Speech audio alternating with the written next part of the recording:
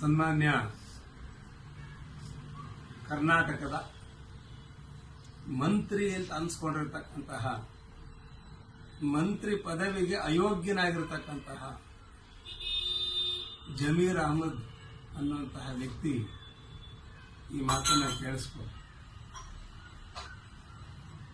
ನೀನು ನಮ್ಮ ಕರ್ನಾಟಕ ರಾಜ್ಯ ಸರ್ಕಾರದ ಮಂತ್ರಿ ಅಂತ ಕರೆಸ್ಕೊಂಡಿದ್ದೀನಿ. ನಿನ್ನಂತಹ ಅಯೋಗ್ಯನನ್ನ ಮಾಡಿದವನು ಕೂಡ ಅಯೋಗ್ಯನೇ.